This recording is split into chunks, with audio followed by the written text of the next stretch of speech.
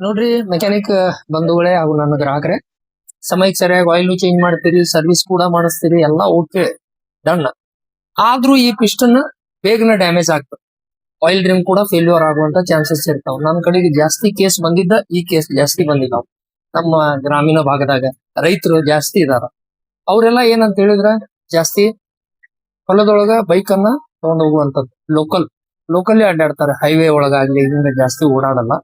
ಆ ಕಾರಣಕ್ಕಾಗಿ ಅಲ್ಲಿ ಒಂದು ಪ್ರಾಬ್ಲಮ್ ಆಗ್ತಾ ಇದೆ. ಏನ್ ಪ್ರಾಬ್ಲಮ್ ಅಂತ ಹೇಳಿದ್ರ ತಗೊಂಡ್ಬತ್ತಮ್ಮ ಈ ಕಡೆ ಸೆಕೆಂಡ್ ಗೇರು, ಥರ್ಡ್ ಗೇರ್ ಈ ರೀತಿ ಕ್ಲಚ್ ಹಿಡಿದು ಮೂವ್ ಮಾಡೋ ಟೈಮ್ನಾಗ ಏನಾಗ್ತಾವ ಅಂತ ಹೇಳಿದ್ರ ಕ್ಲಚ್ ಪ್ಲೇಟ್ ಒಂದಕ್ಕೊಂದು ಒಳಗಡೆ ತಿಕ್ತಾವ್. ಈ ರೀತಿ ತಿಕ್ಕದಾಗ ಇದರಲ್ಲಿ ಬರುವಂತ ಈ ಕಾರ್ಬನ್ ಐತ್ ನೋಡ್ರಿ, ಈ ಲೆದರ್ ಏನಿದೆಲ್ಲ ಇದಕ್ಕೆ ಲೆದರ್ ಇರುತ್ತೆ ಕ್ಲಚ್ ಪ್ಲೇಟ್ಗೆ. ಈ ರೀತಿ ಬ್ಲ್ಯಾಕ್ ಆಗಿರುವಂತ ಕಾರ್ಬನ್ ಈ ಒಂದು ಪೀಸ್ಗಳು ನೀವು ಹೊಸ ಎಂಜಿನ್ ಆಯಿಲ್ ಚೇಂಜ್ ಮಾಡಿದ್ರು ಕೂಡ ಅದ್ರ ಒಳಗಡೆ ಮಿಕ್ಸ್ ಆಗಿಬಿಡುತ್ತೆ. ಆಯ್ತಾ? ಈ ರೀತಿ ಕ್ಲಚ್ ಪ್ಲೇಟ್ ಆಗಿದಾವೆ. ಇದು ಏನಾಗ್ತದ ಅಂತ ಹೇಳಿದ್ರೆ ಎಂಜಿನ್ ಆಯಿಲ್ ಒಳಗಡೆ ಮಿಕ್ಸ್ ಆದ ನಂತರ ಇದರಿಂದ ಆಯಿಲ್ ಪಂಪ್ಗೂ ಪ್ರಾಬ್ಲಮ್. ಆಯಿಲ್ ಪಂಪ್ ಕೂಡ ಸರಿಯಾದ ರೀತಿ ಕೆಲಸ ಮಾಡೋದಿಲ್ಲ. ಇದರಿಂದ ಕನೆಕ್ಟಿಂಗ್ ರಾಡ್ ಕೂಡ ಡ್ಯಾಮೇಜ್ ಆಗುತ್ತೆ. ಅದೇ ರೀತಿ ಪಿಸ್ಟನ್ ಕೂಡ ಡ್ಯಾಮೇಜ್ ಆಗೈತಿ. ರಿಂಗ್ ಆಯಿಲ್ ರಿಂಗ್ ಏನಿದಾವಲ್ಲ, ಈ ಆಯಿಲ್ ರಿಂಗ್ಗೆ ಕ್ಲಚ್ ಪ್ಲೇಟ್ ಅಥವಾ ಕ್ಲಚ್ ಕಿಟ್ ಡ್ಯಾಮೇಜ್ ಆಗಿ ಆಯಿಲ್ ರಿಂಗ್ ಆಯಿಲ್ ಸಪ್ಲೈ ಆಗುತ್ತೆ. ಆಯಿಲ್ ಸಪ್ಲೈ ಆಗ್ಲೇಬೇಕಲ್ಲ, ಹೀಗಾಗಿ ಈ ಪಿಸ್ಟನ್ ರಿಂಗ್ ಡ್ಯಾಮೇಜ್ ಆಗ್ತಾ ಇದಾವೆ. ಅದನ್ನ ನಾವು ನಿಮ್ಗೆ ತೋರಿಸ್ತಾ ಇದ್ದೀನಿ. ಈ ಆಯಿಲ್ ರಿಂಗಿಗೆ ಟಚ್ ಆಗಿದ್ದೇನಿದಾವಲ್ಲ ಇವು, ಇದು ಯಾವುದು ಪಿಸ್ಟನ್ ಫೈರ್ ಆಗುವಾಗ ಬಂದಂತ ಕಾರ್ಬನ್ ಅಲ್ವೇ ಅಲ್ಲ. ಆಯ್ತಾ? ನೋಡ್ರಿ ಇದು ಕೂಡ ನೋಡ್ರಿ, ಹೌದಾ? ಸಣ್ಣ ಸಣ್ಣ ಕಾರ್ಬನ್ ಪೀಸ್ಗಳು ಇದ್ರೊಳಗೆ. ಇದಕ್ಕೂ ಕೂಡ ಆಯಿಲ್ ರಿಂಗಿಗೆ ನೋಡ್ರಿ ಈ ರೀತಿ ಸಣ್ಣ ಸಣ್ಣ ಪೀಸ್ ಅಂಟ್ಕೊಂಡಾವ. ಹೌದಾ? ಅಂಟ್ಕೊಂಡಾಗ ಏನಾಗ್ತಾವ ಅಂತ ಹೇಳಿದ್ರೆ ಆಯಿಲ್ ಪಂಪ್ ನಿಂದ ಕ್ರ್ಯಾಂಕ್ ಗ ಆಯಿಲ್ ಸಪ್ಲೈ ಆಗಿ ಈ ಪಿಸ್ಟನ್ ರಿಂಗ್ ಗ ಅದ ಗಲೀಜು ಆಯಿಲ್ ಸಪ್ಲೈ ಆಗ್ತದ, ಆಯಿಲ್ ರಿಂಗ್ ಗಳಿಗೆ ಸಪ್ಲೈ ಆಗ್ತದ. ಇಲ್ಲಿ ಒಳಗಡೆ ಆಯಿಲ್ ಹೋಲ್ಗಳು ಇರ್ತಾವ ಸಣ್ಣದಾಗಿ. ಇಲ್ಲಿಂದ ಆಯಿಲ್ ಏನಾಗ್ತದ, ಆಯಿಲ್ ರಿಂಗ್ ಇವೇನ್ ರಿಂಗ್ಸ್ ಇದಾವಲ್ಲ, ಇಲ್ಲಿಂದ ಆಯಿಲ್ ಸಪ್ಲೈ ಆಗುತ್ತೆ ಸ್ಲೀವ್ಗೆ. ಈ ರೀತಿ ಸ್ಲೀವ್ ಇರುತ್ತೆ, ಪಿಸ್ಟನ್ ಆಪರೇಟ್ ಆಗ್ತಿರ್ತೈತಿ ಬ್ಲಾಕ್ ಒಳಗಡೆ. ಈ ರೀತಿ ಬ್ಲಾಕ್ ಒಳಗಡೆ ಆಪರೇಟ್ ಆಗುವಾಗ ಪ್ಯೂರ್ ಆಯಿಲ್ ಬಂದ್ರ ಏನು ಪ್ರಾಬ್ಲಮ್ ಆಗೋದಿಲ್ಲ. ಯಾವುದೇ ರೀತಿ ರಿಂಗ್ಗಳು ಫೇಲ್ ಆಗುದಿಲ್ಲ, ಅಂದ್ರ ಬ್ಲಾಕ್ ಆಗಿ ಹಂಗೆ ಕೂತ್ಕೊಳ್ಳಂಗಿಲ್ಲ. ಸ್ಲೀವ್ಗೆ ಫ್ರೆಶರ್ ಆಗಿ ಇದ್ದು ಅಂತ ಹೇಳಿದ್ರ ನಿಮ್ ಆಯಿಲ್ ಮೇಲ್ಗಡೆ ಹೋಗಂಗಿಲ್ಲ. ಕ್ಲಚ್ ಪ್ಲೇಟ್ ನಿಂದ ಪ್ರಾಬ್ಲಮ್ ಆಗಿ ಕ್ಲಚ್ ಚೇಂಬರ್ ಒಳಗಡೆ ಎಷ್ಟು ಗಲೀಜ್ ಆಗಿರುತ್ತೆ, ಫುಲ್ ಬ್ಲ್ಯಾಕ್ ಆಗಿರುತ್ತೆ, ಎಮ್ರೆ ಆಗಿರುತ್ತೆ ಆಯಿಲ್ ಎಲ್ಲ. ಅದರಿಂದ ಏನಾಗ್ತದ ಅಂತ ಹೇಳಿದ್ರೆ ಕಾರ್ಬನ್ ಎಲ್ಲ ಬಂದು ಆಯಿಲ್ ರಿಂಗ್ ಅನ್ನ ಮೊಟ್ಟ ಮೊದಲು ಬ್ಲಾಕ್ ಮಾಡ. ಆಯಿಲ್ ರಿಂಗ್ ಬ್ಲಾಕ್ ಆದ್ವು ಅಂತ ಹೇಳಿದ್ರೆ ನಿಮ್ದು ಪಿಸ್ಟನ್ ಬೇಗನೆ ಡ್ಯಾಮೇಜ್ ಆಗ್ತದೆ.